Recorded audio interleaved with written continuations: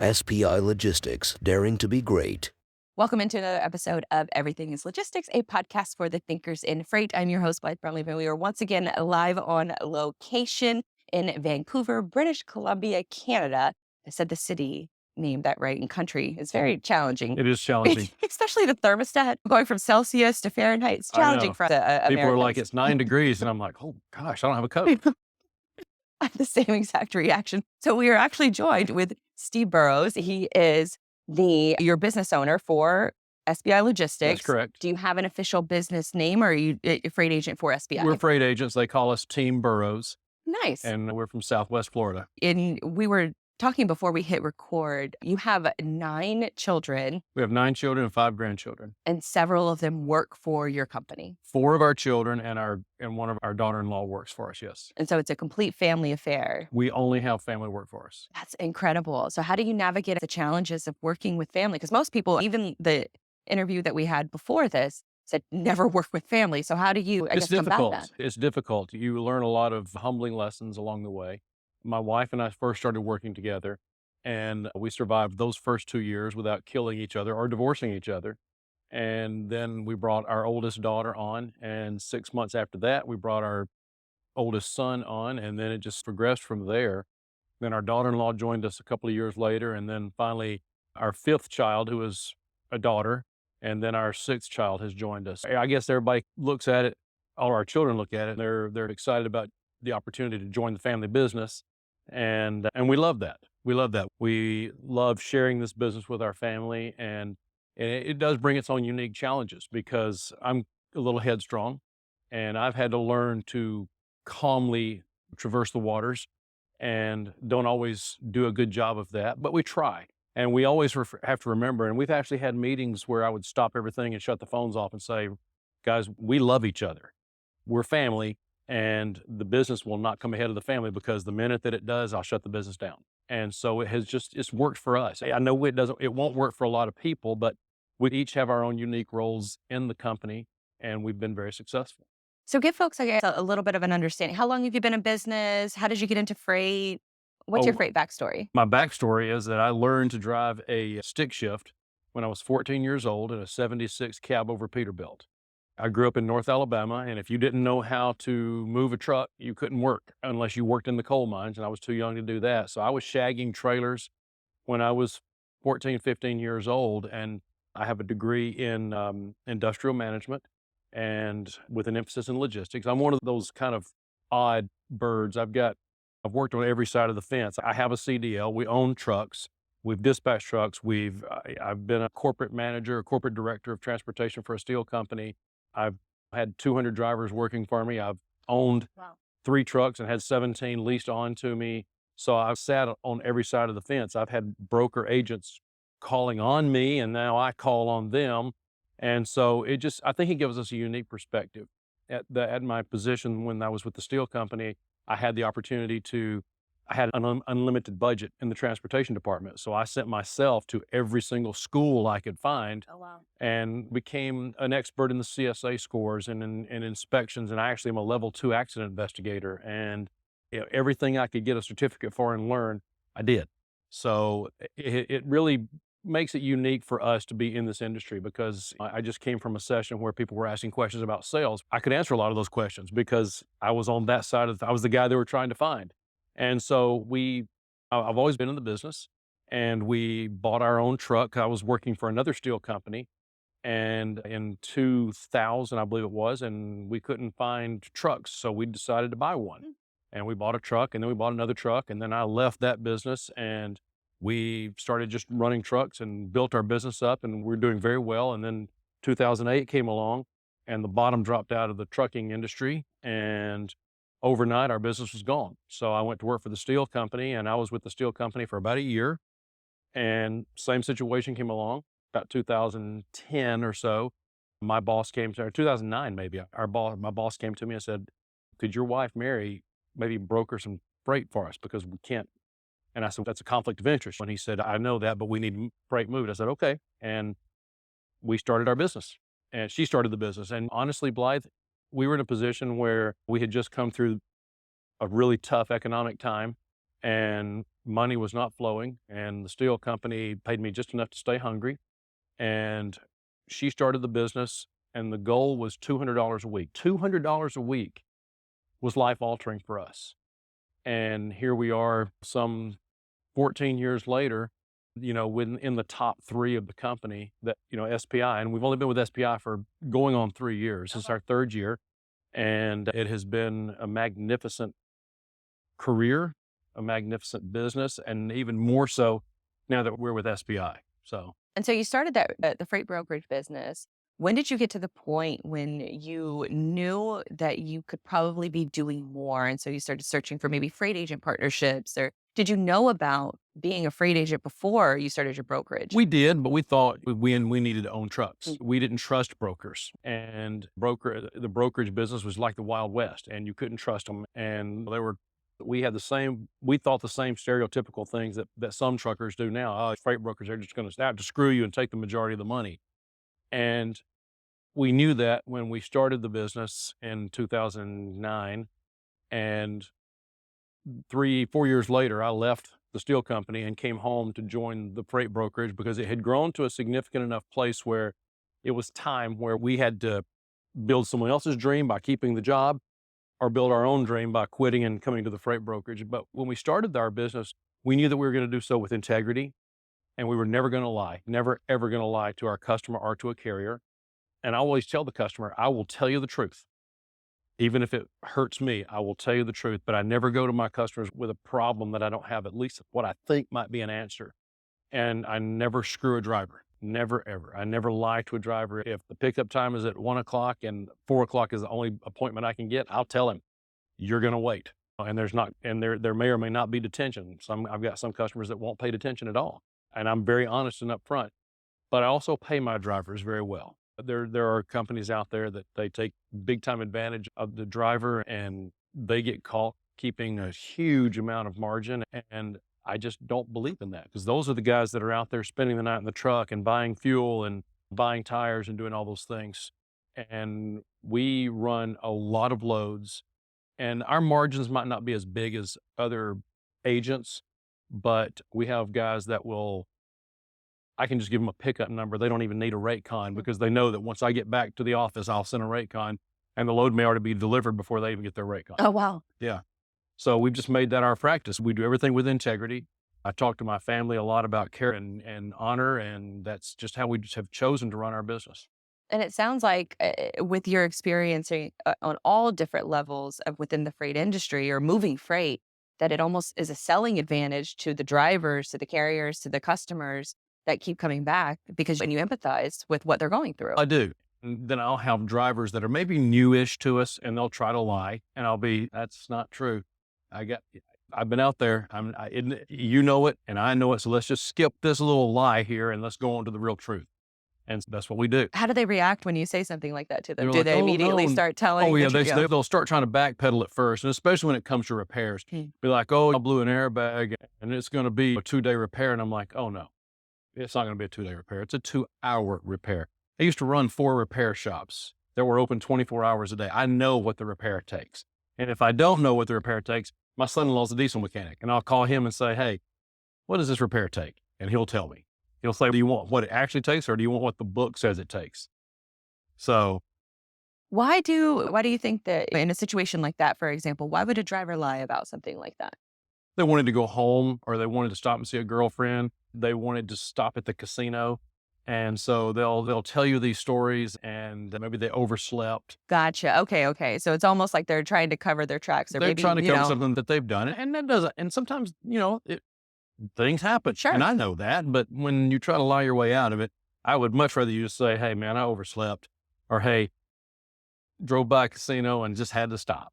So it's like it almost like you're having this internal culture of just trust and authenticity. That's it. We throw a lot of those words around, I think, in every day in business, but it sounds like you guys are really, that's your pride and joy, and that's what you operate from. It is our pride and joy. And then we're honest. We're always honest and upfront with each other. And I think having the fact that we're all family, we're all related, that helps with that too. So when you were exploring different freight agent possibilities, did you go out and explore these opportunities? Did you try to test the waters with a few other freight agent programs, or? I didn't. I was with a company, and I had chosen this company because I had actually leased towards the end of the trucking when '08 and '09 came along and things were just bad. There was a company that I knew, and I'm not going to say their name, but it was a good company at the time. And I had leased my trucks on to them just what's that last ditch effort, trying to save some dollars and keep my guys driving. And I remembered them. So I called them and got my wife set up, Mary, with them to be a broker for them. And there was a real good guy that taught her a lot about brokerage and kind of helped her through that. And we were with them for a long time, but we became big agents with them. We had invested a lot of our own money in our own technology, and that made our jobs a lot easier and a lot faster. And they got sold to another company. And at first they were all about it, and they turned out to be bad actors. And everything we would ask, they would say no. And it was interesting. I ran into Mike McCulloch at a conference for one of my big shippers and just run into him. And I'm with the vice president of the company I was with, and ran into Mike, and we met. And I had left because I had some work to do. And the vice president looked at Mike and says, "I know why you're here. You won't get him." And so Mike said, "Oh, I'm just here to meet people." Okay. But I just really liked Mike. And I stayed in touch with Mike. Mike stayed in touch with me. And then come to find out, the president of SPI was the president at the company that I was with, or had been the president of the company I was with. And I remembered that the business was ran a lot better then. And it was run with integrity and honor and dignity. And then Mike told Joe that he had met me, and then they both started calling. No pressure. And Mike even said, "Hey, there's no pressure. If I'm in Florida, you want to go play golf?" I said, "Yeah, let's go play golf." And we never did get to play golf, but I finally came to a point with my company where saying no got too easy for them. And we already had some of our children working for us at the time, and we were stagnant. We couldn't grow because they wouldn't allow us to grow. They wouldn't work with our technology. They would tell us, "Oh, this won't work." I'm like, "I've had it for 7 years. It works." And finally I called Mike up and I said, "You know what? I'm ready to talk." And we started the switch process, the onboarding. And my other company, they were very angry with us, and Joe never wavered. And they threatened to sue us, and they threatened to do all these things.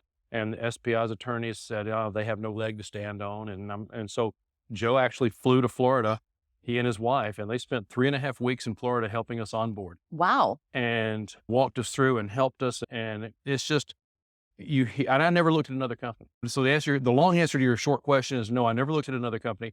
We're a very successful agency, and we do get a lot of phone calls.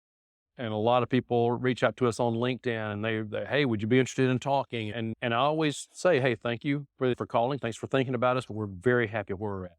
I'm not nasty to them because they're just doing their job. Sure. But no, we never explored other opportunities. We came to SPI and looked at and liked what we saw. And we actually onboarded in a very odd time because it was COVID. Oh, wow. Yeah, it was 3 years ago. And so the first time I had saw Joe, he came to see us, and he had his mask on, and we're South Florida trucking. Florida's a different breed. We're a different breed. South Florida trucking cowboys. And I said, "Yeah, you know what? You wear that mask for you. You don't wear it for me. I don't want to do the masks here." And he has stuck with us through it all. And we went to our first rendezvous last year, which was in Orlando, which usually you want to travel to see stuff. When you live in South Florida, no offense against Orlando, but been there.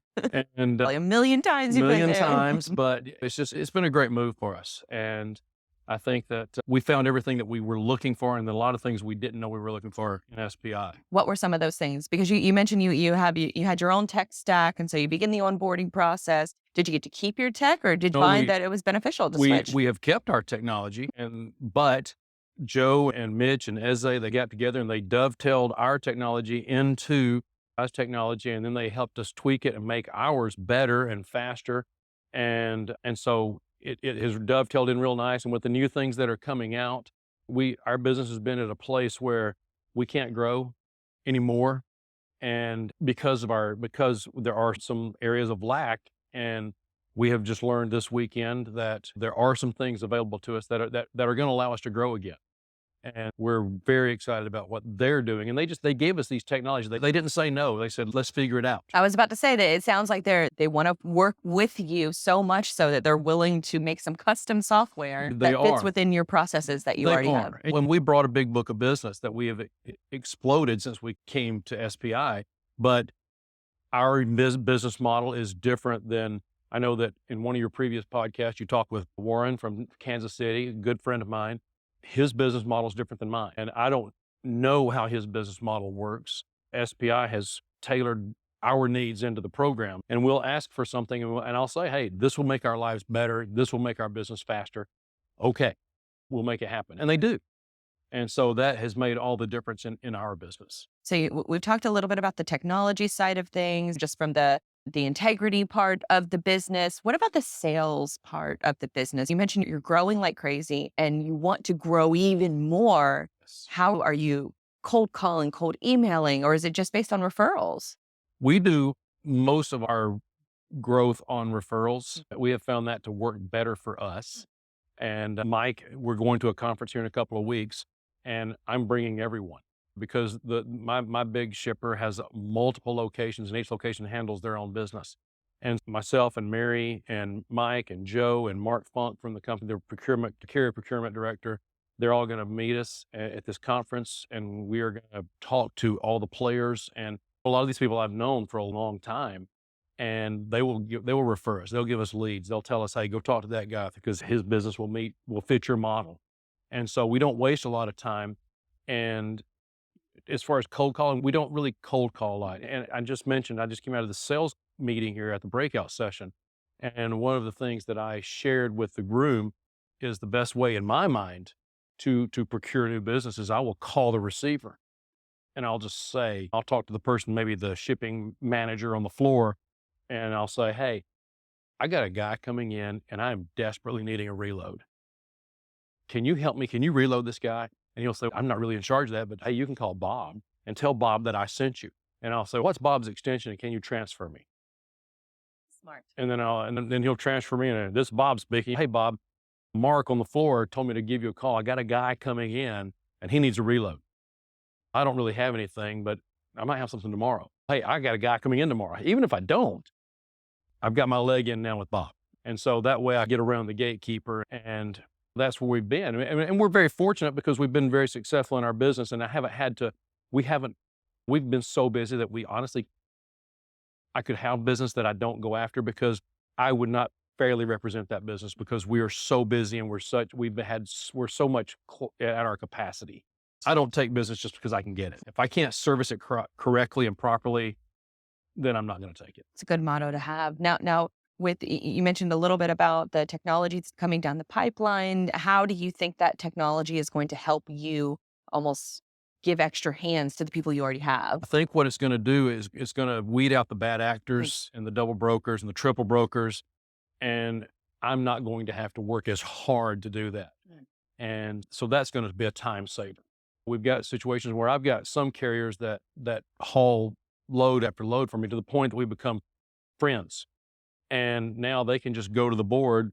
I can have an internal board and send it to them, and they can just book themselves on it and get the information. And then I can finish it up tomorrow, later, in an hour.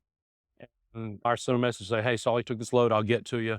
And so it's taken some of the tedious work off of our process, and it'll allow us to go get more customers or just get more loads for the customers that I've got. Because we do leave loads on the table. We just, as a group, we like, hey, we can't take any more for a minute. Let's just wait. So what does the evolution of your business look like outside of technology? It sounds like you have everything pretty much worked out. What does growth look like to you? Except for more loads, maybe. I'll have more kids. I don't know if we mentioned this during the recorded conversation, or you said you had 9? We have 9 children. 9 children and 5? 5 grandchildren. Grandchildren. We are, what does growth look like for us? We realize there's a point where we're not going to grow anymore. We're not there. No more family. No, you probably have more grandkids. You have more guys. Our intention and our hope is that we continue to grow this business and we have something to hand to our children and to our grandchildren and to let them continue to grow the business, and that it will provide a wonderful lifestyle opportunity for generations to come. I love as that. long as they want it. We got some that may not want it, but right now I have people a lot of times call me and ask me for jobs. I'm really honest. I'm like, well, you're married already. If you're not willing to marry my daughter or I'm sorry, can't help you out there. And so that's just, we just don't go outside of the family. And it's an interesting model. And it doesn't work for a lot of people, but it works for us. I imagine there's almost an extra, like you already have a crazy amount of trust established, it sounds, Yes. but now there's an extra layer of trust that maybe is your competitive advantage. It is our competitive advantage. And I'll tell you why we do it like this, because there is a backstory to that. About 10 years ago, we were talking with a lady, and she was what I call a kitchen table broker. And she literally built her business sitting at the kitchen table, and she was by herself for 20 years. Wow. And she built up a nice little income, right at 6-figure income. But she had never been on a vacation. In 20 years, this woman had never been on a vacation. So she hired her nephew, brought her nephew into the kitchen table, sat him down, taught him the business from top to bottom. He was her extension. He was everything, and she taught him everything. And then she went on vacation. 2 weeks later, 2 weeks in Europe, fabulous time, came home, nephew was gone, business was gone, customer was gone, computers were gone, and she started over. And she was probably in her late 50s, early 60s. And it's just I know that there are people, even in this conference, there are very good friends of mine at this conference that have very successful businesses, and they have outsiders that work for them. We just don't. We just don't. So I don't even know, like, how would you start over? protect yourself, like, after? And see, that's the question. How do you start over, and how do you protect yourself, and how do you ever trust anybody again? That?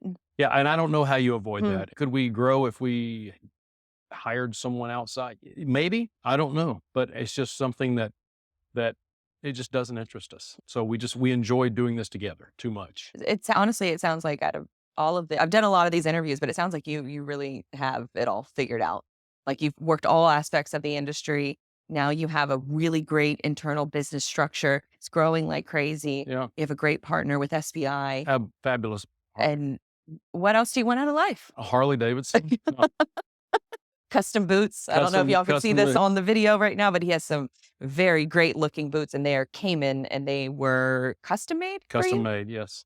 Very nice. Thank you. And thank you. From Florida, so From extra Florida. bonus points. That's right. Extra bonus. We just want to make sure that our family has a good lifestyle and that they enjoy. We want them to want to come to work. We don't all work in the same office, but one of the things that I've been very adamant about is that I want our customers and our carriers to feel like they're talking to a big corporation. And I never want to be thought of as a kitchen table broker. Again, nothing wrong with being a kitchen table broker, but I think that when you talk to a carrier and you hear the screen door slamming and you hear the dogs yipping in the background and the kids crying and the television going, to me, that's not somebody that is a major player, and they don't want to be a major player, and that's fine, but it doesn't work for us. We do have a designated office in our home. Our carriers don't know it. Customers don't know it. And when we leave our office, we can close it's a big office that we can close the door. But I have my son that works for us. He lives in Fort Lauderdale. We live in Venice, Florida. My son lives in Fort Lauderdale. One of my daughters lives in Lincoln, Nebraska, and she works for us. My daughter-in-law lives in Fayetteville, North Carolina. She works for us. And so we are and then my other two work, my daughter and son, they work in our office for now, but we are on Zoom all day long. So in the main office, Mark Funk came and spent about a week with us learning our business when he first came to the company, and what an amazing addition to our company. But the biggest problem that we had at that time was, how do we communicate with each other? So he came up with the idea because of his background, and we have a big microphone speaker that literally sits in the middle of our office and hooks up to one of the computers. So all of our computers are muted except for one, and we can see each other and we can talk to each other and hear each other all day long. And so we all work on every load together. Everybody has got their own little, one person's working on pricing loads, and one person's working on tracking loads and delivering loads and not picked up loads. And so we all have our own little area of knowledge and expertise but we all work on the same loads together. And it's just worked out wonderfully. I have not heard of that yet. It's almost like putting the speaker in the middle. So everybody, it's still, you're mimicking the in-office of a brokerage floor, but at home. At home. That's right. Honestly, it sounds like you have everything figured. Is there something that you want to learn more about this industry that you haven't already? Yeah. How I can take more time off.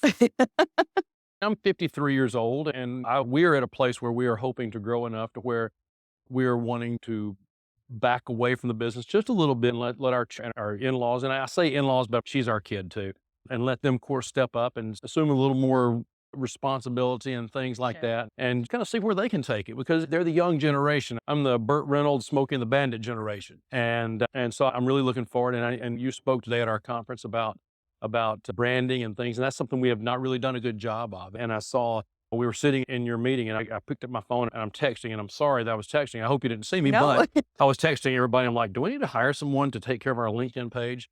And that's just something that we have really not gone down that road yet. But I do know that, and I'm not the older generation, I'm not the younger generation, I'm that middle generation where, for me, the LinkedIn and the social media, and I still think you pick up a phone call and you go talk to people, but the people that are now becoming the button pushers and the gatekeepers, they're all younger, and they're part of this social media generation. And I recognize that. And I recognize that our role is changing. And so I think that we're upping our technology with SPI. And I think we're going to look into our branding and our social media presence to move forward to the future. And that's the beautiful thing about SPI, is they're always trying to stay on the front end of technology and the trend. And we have done that as well with our technology. Now, like I say, the social media presence, who would have thought that it was going to be what it is now? I never would have. I figured Facebook will never last. Well, here it is. And it's part of our daily lives.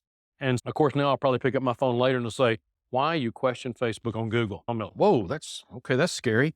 But yeah, I think that we're just trying to prepare into the future, because we want to make sure that our kids, they have something to call their own in years to come. And we talk about this quite often. Things are changing, and the strength of our business has always been that we have sat on every side of the fence, and we have the knowledge. We don't get excited about little ripples in the economy and little ripples in the business. We are very equipped to pivot with the business.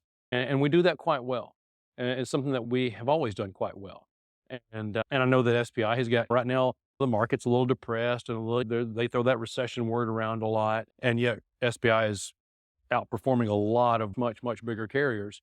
And I also know that we're preparing for the future. And so that forethought that the company has in mind is similar to what we have in mind. And yeah, that's how we are looking into the future of our business. I think that's a perfect place to end the conversation. Very well said and very well spoken. I think you have a great story. If I were to offer any kind of piece of advice, I would say post from your personal LinkedIn or your wife's personal LinkedIn, because you guys have a very powerful story to tell, working on all different sides of the business. And I think that could go so far in a digital space where people are craving folks just like you, and the perspective from folks just like you who are honest and trustworthy and authentic, and all the buzzwords that you hear from a business perspective, you guys are living and breathing it. I'll just put this podcast on my LinkedIn page, and it'll explode and it'll all be your fault. That's a good thing. Thank you. And then I've always, people say, what do you want? I'm like, we're at a place in our lives where I would love it for my wife to look up at me on a Thursday morning and say,